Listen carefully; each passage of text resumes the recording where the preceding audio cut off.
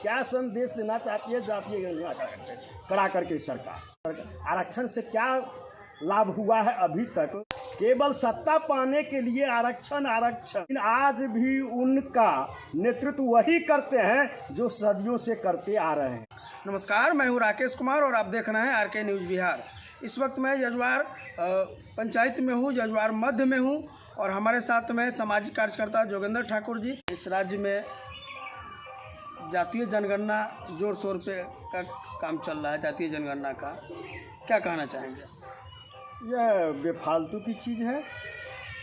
एक तरफ जहां हमारा देश जात पात को मिटाने की ओर बढ़ रहा है, वहीं दूसरी ओर जातीय जनगणना करा करके क्या संदेश देना चाहते हैं? वर्ग संघर्ष इससे पैदा होगा। कारण छोटी छोटी जातियों को क्या प्रतिनिधित्व सरकार देगी? जहां वोट की राजनीति करके जातीय आधार पर टिकट की बंटवारा हो रही है, वहां इस जातीय जनगणना कराकर फिर किसकी दावेदारी बनेगी? दावेदारी तो उसी की बनी जो बहुसंख्यक है। वो अपने संख्या के अनुपात में उम्मीदवारी का दावा करेगा। फिर छोटी छोटी जातियां जो है, जो समाज के आज भी समाज के मुख्यधारा से अलग है, अभी तक वह समाज के मुख्यधारा में जुड़ नहीं पा रहा है, उसके लिए तो सरकार कुछ करती नहीं है। जातीय जनगणना कराकर क्या सरकार संदेश देगी? यही ना, जातीय गणना से जिस जात की संख्या बल अधिक होगी उसकी दावेदारी अधिक होगी, तो फिर छोटी छोटी जातियों को सत्ता में कैसे सहभागिता मिलेगी? इसके लिए सरकार क्या सोचती है?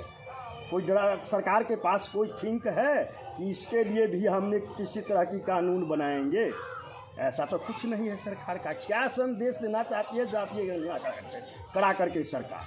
कुछ नहीं, कोई लाभ नहीं होने वाला। जातीय जनगणना के हिसाब से ही सर जो है जातीय आरक्षण का जो बात हो रहा है, जातीय आरक्षण जो मिला हुआ है वो तो जातीय जनगणना के हिसाब से ही मिला हुआ है ना।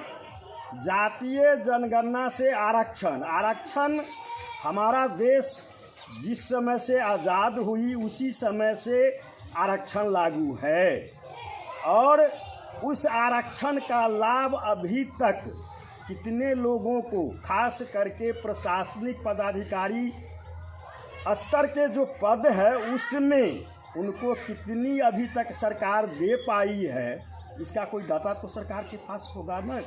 आरक्षण से क्या लाभ हुआ है अभी तक, वह तो सरकार की घोषणा करे ना, जो आरक्षण से हम ये दिए हैं। छोटी छोटी बातों को नहीं करता हूँ, जैसे IAS है, IPS है, BDO है, CO है, वे छोटी छोटी जिन लोगों को ये आरक्षण सरकार दी है उनके बच्चे कितने उस आरक्षण से लाभान्वित हुए, जिनके बच्चे पढ़ेंगे ही नहीं। हम लोग जब पढ़ते थे तो विषयवार टीचर थे, आज टीचर की संख्या ही नहीं है, तो वो आरक्षण से क्या फ़ायदा होगा? जिसके बच्चे ही नहीं पढ़ेंगे उसको आरक्षण कहाँ से मिलेगा? आरक्षण का कोई लाभ तो उसको नहीं मिल पाएगा ना। जब सरकारी स्कूल में उस ढंग की व्यवस्था पढ़ाई की होगी तब न गरीब के बच्चे माने जा कर के पढ़ेंगे, अच्छी शिक्षा पर। उसके दिशा में सरकार का कौन सा ठोस कार्यक्रम तैयार किया है वो सरकार सार्वजनिक करे, उसके लिए जन जागरण करे, तभी न उसको आरक्षण का लाभ मिलेगा।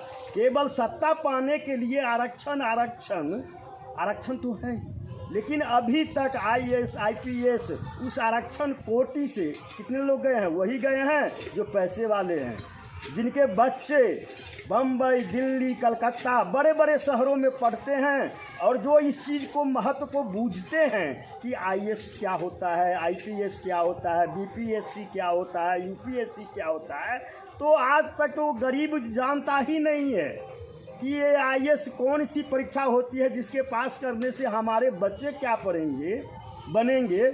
तो फिर इस आरक्षण का क्या लाभ, क्या आरक्षण से ही सर जो है, अभी आरक्षण से हमारे जो दबे कुचले लोग हैं, जिनको अधिकार नहीं था चुनाव लड़ने का, जिनको अधिकार नहीं था सामान्य व्यवस्था से पढ़ने लिखने का, आरक्षण के हिसाब से ही तो मिल रहा है ना वो सब चीज़। आरक्षण के हिसाब से वो पद तो पा रहे हैं, लेकिन आज भी उनका नेतृत्व वही करते हैं जो सदियों से करते आ रहे हैं। कारण उनको पता ही नहीं जब मैं मुखिया बना हूँ या सरपंच बना हूँ तो मेरा क्या कर्तव्य है, मैं स्वतंत्र रूप से काम करूँगा। वही मालिक लोग जिता लेते हैं, ऐसे लोग को जिताते हैं आरक्षण में जो उनका जन बनिहार होते हैं और फिर उसका नेतृत्व वही करते हैं। तो ऐसे राजनीति से, ऐसे आरक्षण से क्या लाभ, ऐसे मुखिया सरपंच से क्या लाभ? बन ही जाते हैं लेकिन वो अपने मन से तो कुछ कर नहीं पाते हैं ना। आपके हिसाब से क्या होना चाहिए? हमारे हिसाब से पहले उनको प्रशिक्षित करें, जो इसको वो चुन करके आरक्षण से चुन करके जाते हैं वह उस काबिल है कि नहीं। मान लीजिए सरपंच का चुनाव होता है लेकिन उनको पता ही नहीं होता है कि हमको न्यायपालिका, हमने तो ऐसा भी देखा हूँ कि सरपंच अपने बैठते हैं नीचे पर छोटी सी कुर्सी पर, और उनका वकील जिसको उनको दिए हुए उनका जो सचिव होता है वो बैठते हैं व्हील चेयर पर। इतना भी ज्ञान नहीं है तो फिर उस सरपंच से, उस न्यायपालिका से क्या उम्मीद की जा सकती है? तो आपके हिसाब से जातीय जनगणना होनी चाहिए या नहीं होनी चाहिए? नहीं, बिल्कुल नहीं। इससे बड़ा संघर्ष बढ़ेगा निश्चित है। जिसको हम मिटाने की बात करते हैं आज फिर उसी चीज़ को हम पुनरावृत्ति कर रहे हैं। इससे समाज को क्या मिलेगा?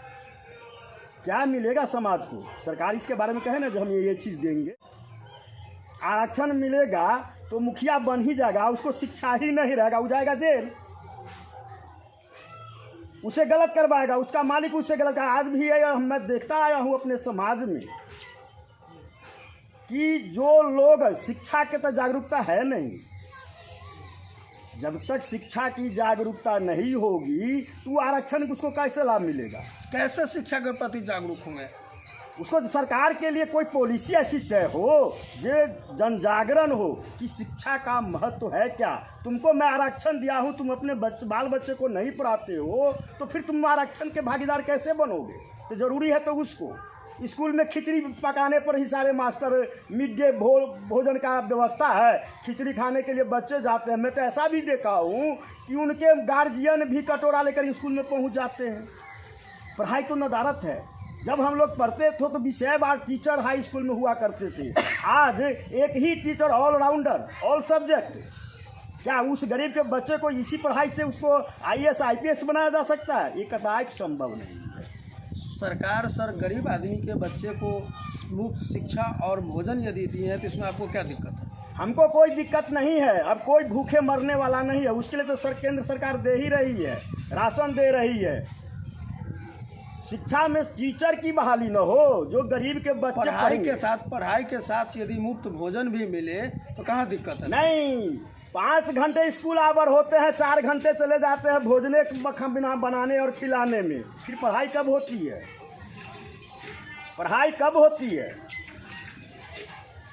आप कहना चाह रहे हैं कि खिचड़ी बनाने मिड डे मील से जो है पढ़ाई लिखाई प्रभावित हो रहा है? बिल्कुल बिल्कुल 100% प्रभावित हो रहा है, 100%। इसी पैसे को बचा करके अगर सरकार भोजन के पैसे को बचा करके टीचर की बहाली कर दे तो गरीब के बच्चे पढ़ेंगे। गरीब के लिए जन जागरण करे कि तुम्हारे बच्चे भी IAS बन सकते हैं। कैसे बनेंगे? इसका ये रास्ता है, इस रास्ते पर चलो। ऐसे भी गरीब परिवार हैं जिसको BDO साहब आए, BDO साहब उनको पता नहीं है BDO साहब होते क्या हैं, और BDO हमारा बच्चा बनेंगे कैसे? फिर वह कैसे सपना देखेगा कि हमारे बच्चे BDO बनेंगे, CO बनेंगे, हमको आरक्षण का लाभ मिलेगा? ये बेतुकी बात है।